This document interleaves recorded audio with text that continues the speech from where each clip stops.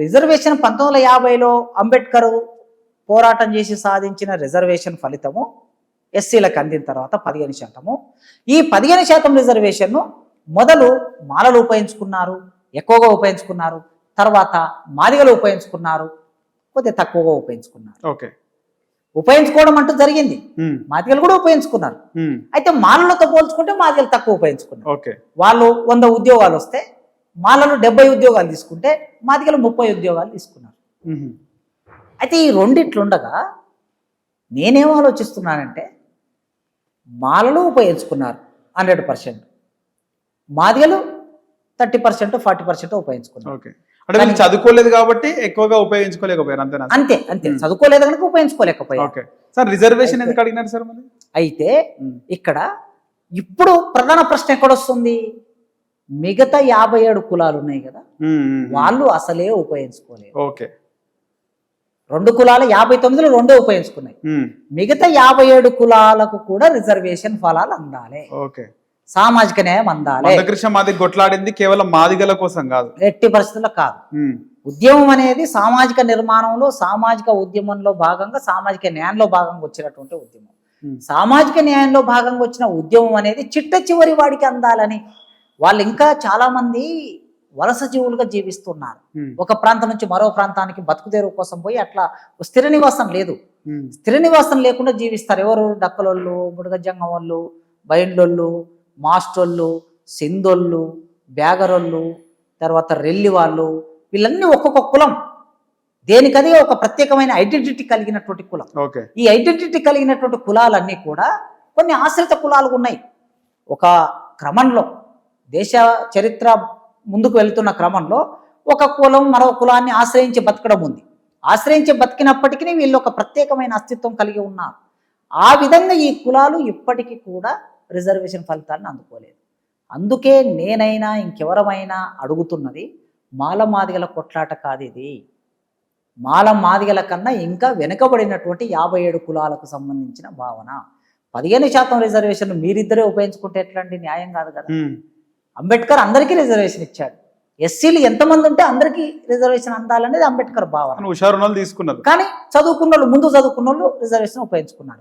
అందుకే ఎంఆర్పిఎస్ ఏమన్నదంటే, ఇప్పుడు మీరు 70% ఉపయోగించుకున్నారు, మాలలుగా ఉన్నటువంటి వాళ్ళు ముందు చదువుకున్నారు కనుక, మేము ఒక 30% ఉపయోగించుకున్నాము, కానీ ఇంకా ఉపయోగించుకునే వాళ్ళు చాలా ఉన్నారు. వాళ్ళు మనతో పోటీ పడలేరు. ఎందుకంటే మనం ముందుకు వచ్చేసాం, చదువుల్లో మనం ఉద్యోగాల్లో ముందుకు వచ్చేసాం.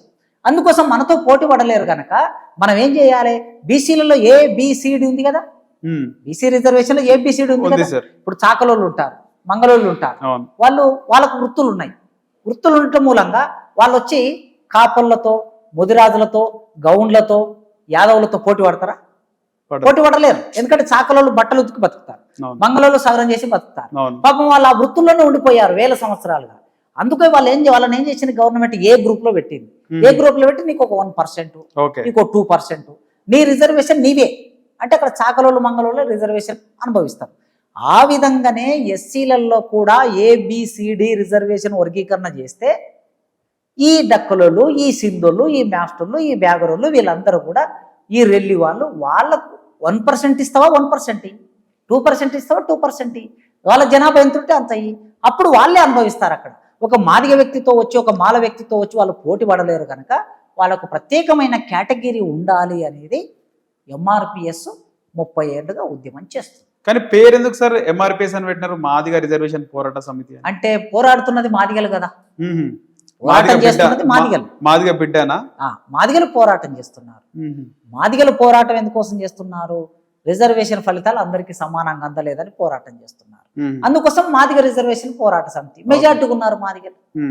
ఉమ్మడి ఆంధ్రప్రదేశ్ లోనైనా లేదా ఇప్పుడు తెలంగాణలోనైనా మెజార్టీ జనాభా మాదిగలు. మాలలు తక్కువ ఉంటారు కనుక మెజార్టీ ఉన్నటువంటి వాళ్ళకు ఫలితం అందట్లేదని వాళ్ళ పోరాటం ఆ పేరుతో మొదలు పెట్టారు. మాదిగ దండోరా, మాదిగ రిజర్వేషన్ పోరాట సమితి, మందకృష్ణ మాదిగ, అట్లా పోరాటం వచ్చింది. సార్ మీరు అన్నట్టు ఇంతమంది కోట అన్నారు, హరిజనులు అంటే మాలవాలే అని అన్నారు. అసలు ఈ మాలవాళ్ళకు హరిజనులు అనే పేరు ఎందుకు వచ్చింది సార్? అంటే ఆ రోజుల్లో మహాత్మా గాంధీ దేశ స్వాతంత్ర పోరాటం జరుగుతున్నప్పుడు హరిజనోద్ధరణ అని ఒక కార్యక్రమం చేశాడు. ఈ హరిజనోద్ధరణ అనే కార్యక్రమం చేసినప్పుడు అప్పటి వరకు పంచములు, అస్పృశ్యులు, 5వ వర్ణం వాళ్ళు అని ఉండేది ఉమ్, అట్లా.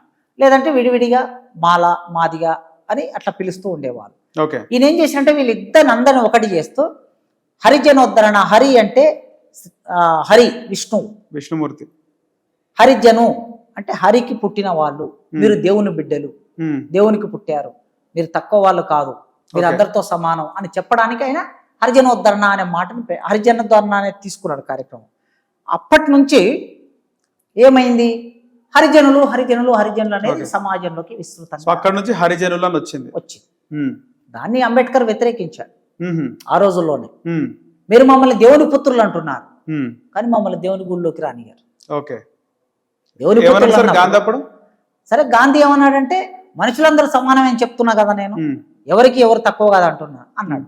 కానీ మనుషులందరూ సమానం అని చెబితే కాదు, కులం అనేది మనుషుల్ని వేరువేరుగా చేస్తుంది కనుక మొట్టమొదటి నువ్వేం చేయాలంటే కుల నిర్మూలన జరగాలని స్లోగన్ ఇవ్వమని గాంధీని అడిగాడు అంబేద్కర్. ఓకే. కుల నిర్మూలన జరగమని చెప్పు ఉమ్, అని అంటే గాంధీ గారు అప్పుడు ఏమన్నారంటే లేదు లేదండి, వర్ణ వ్యవస్థ జస్ట్ లైక్ ఏ గోల్డ్ అని, ఇది ఒక గోల్డ్ లాంటిది, వర్ణ వ్యవస్థ ఇది గోల్డ్ లాంటిది, దాన్ని ముట్టుకోవద్దు అని అన్నాడు గాంధీ గారు. ఓకే. అంబేద్కర్ అంటే నీ వర్ణ వ్యవస్థను ముట్టుకోవద్దు అంటే అసలు కుల వ్యవస్థ నిర్మూలనం కాదు, ఉమ్, వర్ణ వ్యవస్థ ఉన్నంత కాలం కుల కుల వ్యవస్థ వ్యవస్థ ఉంటది. కొనసాగుతుంది. కనుక మీరు చెప్తున్నావు హరిజనోద్ధరణ అనేది కేవలం పైకి చెప్పే మాటనే తప్ప, సాటిస్ఫై చేయడానికి. అంతే తప్ప ఆ ప్రజల యొక్క అభిమానాన్ని చూరగొని ఆ ప్రజలకు నేను నాయకుని అని చెప్పుకోవడానికి నీకు పనికొస్తుంది. కానీ నిజమైన అర్థంలో హరిజనోద్ధరణ అనేది వాళ్ళని విముక్తి చేయదు. నిజమైన విముక్తి ఎప్పుడు జరుగుతుందంటే కుల నిర్మూలన జరిగినప్పుడే విముక్తి జరుగుతుందని అంబేద్కర్ వాదన Okay. పెట్టుకొని ఆనాడు ఉండేనా సార్ ఛాన్స్ కుల నిర్మూలనకి? అంటే అంబేద్కర్ కుల నిర్మూలన జరగాలని అంబేద్కర్ కన్నా ముందే పోరాటాలు జరిగాయి కదా. ఓకే. మహాత్మా జ్యోతిరావు పూలే లాంటి వాళ్ళే పోరాటం చేశారు. కానీ జరగలేదు. కనుక అంబేద్కర్ గాంధీతో చేసిన వాదన అంతా కూడా ఏమిటి అంటే భారతదేశంలో మనుషులని వేరు చేస్తున్నది వర్ణ వ్యవస్థ, ఉమ్, మనుషుల్ని విడగొట్టింది కుల వ్యవస్థ. ఈ కుల వ్యవస్థ వర్ణ వ్యవస్థను నిర్మూలన చేయడం కోసం నువ్వు ప్రయత్నం చేయాలి, అప్పుడే మనుషుల మధ్య సమానత్వం వస్తుంది అని చెప్పి ఆయన అంబేద్కర్ పోరాటం చేశాడు. సరే, ఆ తర్వాత హరిజన్ అనే పదం వాడొద్దన్నాడు అంబేద్కర్. ఉమ్, ఆయన ఏమన్నాడంటే డిప్రెస్డ్ క్లాసెస్ అన్నాడు. ఓకే. డిప్రెస్డ్ క్లాసెస్ అంటే అణిచివేతకు గురైనటువంటి వాళ్ళు అన్నాడు. తర్వాతి కాలంలో 1931లో అప్పుడు జనాభా లెక్కలు జరిగిన తర్వాత ఏమైంది, అది షెడ్యూల్డ్ క్యాస్ట్, షెడ్యూల్డ్ ట్రైబ్ అనే ఒక భావన వచ్చింది. ఆ భావన భారత రాజ్యాంగంలోకి వచ్చేసరికి షెడ్యూల్డ్ క్యాస్ట్ అని ఒక జాబితాను తయారు చేసి అంబేద్కర్ అప్పటి నుంచి షెడ్యూల్డ్ క్యాస్ట్ అంటున్నారు. ఇక 1980 తర్వాత ఏమైంది, షెడ్యూల్డ్ క్యాస్ట్ పదం ఇంగ్లీష్లో ఉన్నప్పటికీ ఉమ్, ఈ దళితులందరినీ కలిపి ఏమంటున్నారంటే దళిత్ అనే ఒక ఉద్యమం వచ్చింది. దళిత ఉద్యమం, దళిత మహాసభ, దళిత్ పాంథర్స్, ఈ ఉద్యమాలు వచ్చిన తర్వాత 1980ల తర్వాత దళితులు అనే మాట ప్రయోగిస్తారు. ఎవరు సార్ ఎవరు తీసుకొచ్చారు ఈ దళితులు అనే పదాన్ని? ఎక్కడ నుంచి అంటే తీసుకొచ్చారు? దళిత్ పాంథర్స్ అనేది ఒక ఉద్యమం జరిగింది. Dalit Panthers. Dalit Okay. Panthers. Dalit అంటేనే ఎస్సీలు. దళిత్ అనగా ఎక్కడ నుంచి తీసుకొచ్చారు సార్ Dictionary- దళిత్ అనే వర్డ్?